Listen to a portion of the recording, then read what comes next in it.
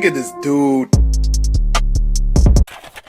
What's poppin'? Everybody, welcome back to another video. Hey man, if you haven't already, so make sure you are subscribed to the channel, smash the like button, click that bell while you're at it so you can be a part of the Post Know the Gang family, best family on YouTube.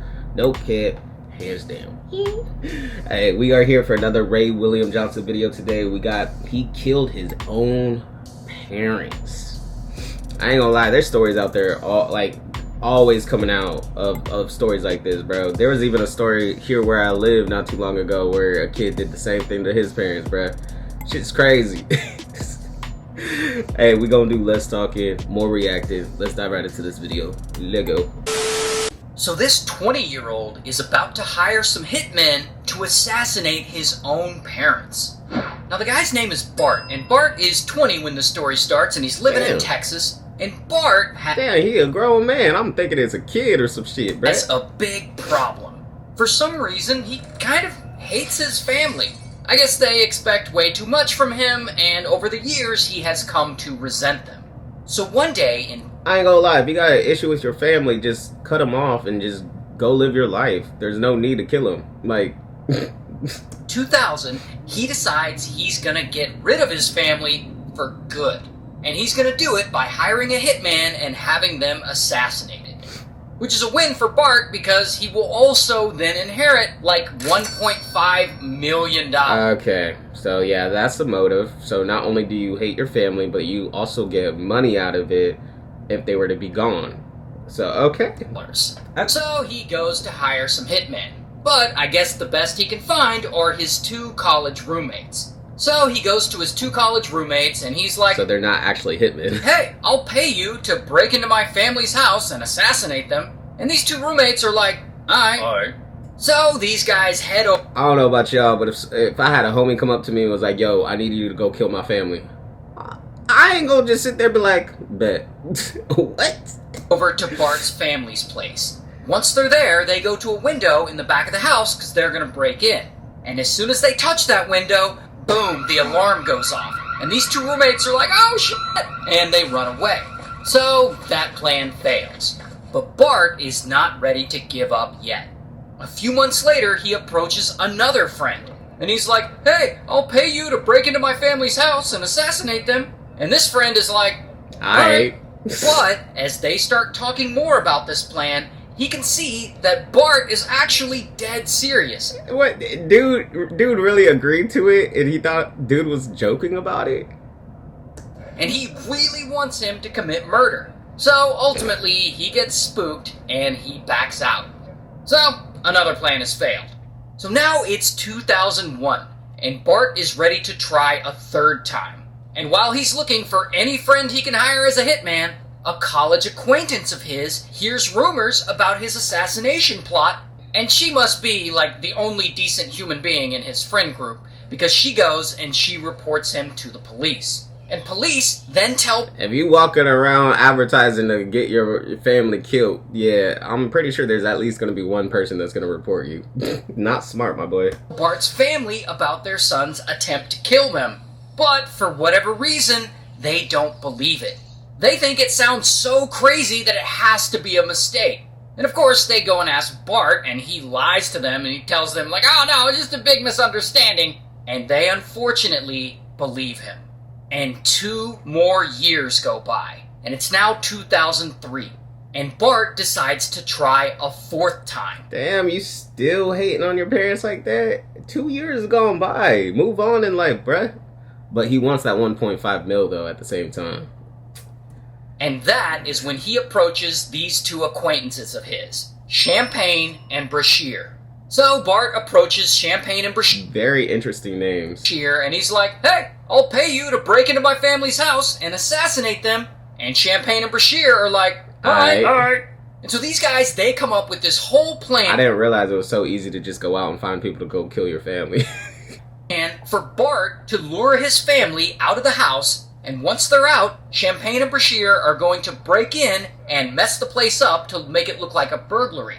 Later, once the family comes home, Brashear is going to shoot all of them. That way, it'll look like a robbery gone wrong. And so they get to work, and they set their plan into motion. But the thing about it is, even though 2 years has gone by, he's gonna be the prime suspect because they're gonna see 2 years earlier. It was reported that he was talking about killing his parents, so he's gonna be prime. Like Bart, he goes to his family and he's like, "Hey, I'm about to graduate from college." He's actually not, though. He's actually on academic probation, and he's not even enrolled in college this semester. But this is what he tells them so that they offer to take him out to dinner to celebrate. So they all go out to dinner. Once they're out, Champagne and Brashear pull up to the place. And Champagne, he waits in the car as the getaway driver, while Brashear enters the house through a door that Bart had left unlocked for him. Now, he's supposed to mess the place up to make it look like a burglary. But for whatever reason, he just doesn't. He just waits. Meanwhile, Bart is out at dinner with his mom and his dad and his brother, and they're all having a good time, and they're celebrating his fake accomplishment. His family even gifts him a $4,000 Rolex as a way of saying, "Good job graduating, son." You know, they actually just don't kill us. They sound like a really nice family. I don't know why he wants to assassinate them so bad. That part. But anyway, eventually dinner ends and they all head back to their house. And here is where things get dark. So the family gets home, and brother unlocks the door and he walks in first. And suddenly Brashear is there, and he's got a pistol pointed right at him, and blam, he shoots him. Then mom walks in, and blam, Brashear shoots her too. And dad, he's outside, and he doesn't understand what the noise is coming from the inside of the house, so he walks in. Man, you can clearly hear his gunshots, man. I ain't about to walk into the house after hearing gunshots. I'm calling 911, and I'm gonna wait outside, bruh. And blam, Brashear shoots him too. Damn. Then, just as they planned, Bart walks into the house, and Brashear shoots him in the arm. You know, to make it look like he's not in on the murder. Wow, he really committed to this, to willingly to get shot like that? Oh, okay. Then Brashear runs back to the getaway car, and Champagne drives them away. Meanwhile, Bart calls 911, and the whole family is rushed to the hospital, and unfortunately, mom and brother don't make it. What about the mom? While Bart's dad actually survives. Now, police... Oh, okay. Oh, the mom died. Okay, so the dad survived. Investigate this whole thing. And Bart tells them that he, of course, thinks this was all a burglary gone wrong. That some random burglar broke in and his family simply came home at the wrong time. But police, they look over the house. And remember, Brashear was supposed to mess the place up to make it look like it had been ransacked, but for some reason, he didn't do that. So police are immediately skeptical about this being... He fell through with the gun, but he did not follow through with messing up the place. A simple mistake. A random burglar. In fact, Bart himself is acting pretty suspicious. I bet. But police have no hard evidence that he did anything wrong. You know, maybe he's just a weird guy. But then, pretty quickly, one of the detectives working on the case gets an anonymous tip.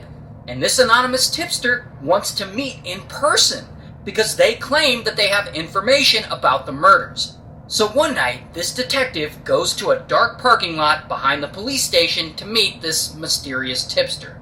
Now, this tipster just happens to be the friend who Bart had asked to assassinate his family the second time back in 2000. The friend who said, "Alright," but then got... He came forward after all these years. That's crazy. Scared. Because he already knows what happened. And backed out. So this friend tells the detective everything from that time. So now police know that Bart is involved in this plot. I'm surprised the police didn't see this from years ago when it was reported. And so they set up a whole sting operation. And that friend allows them to tap his phone while he calls Bart. Here's the thing though.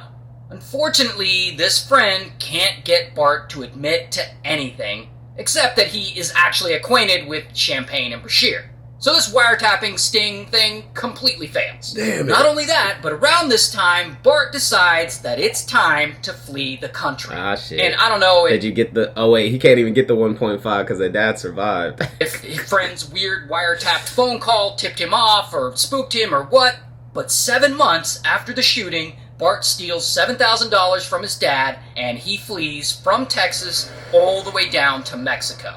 With only 7,000? And there, he starts a completely new life. Like, he changes his name to Rudy Rios, which just sounds made up. He also finds an apartment, and he gets a job at a local furniture store, and he even finds himself a girlfriend. Wow. Meanwhile, he really did move on. out back in Texas, police bring Champagne and Brashear each in for questioning. And Champagne, he cracks immediately. He gets all scared, and he confesses that he was the getaway driver, and that Brashear was the shooter, and that most importantly, that Bart himself had planned the whole thing. So, bam! Takes that one snitch, bro. Damn. And police arrest Champagne. Here's his mugshot. Also, bam, they arrest Brashear. Here's his mugshot. Damn. And that's great and all. However, I wonder how much time they're getting. I mean, the person that pulled the trigger obviously is gonna get a lot of time. Bart will probably get more time, even though he didn't pull the trigger, but he's the mastermind.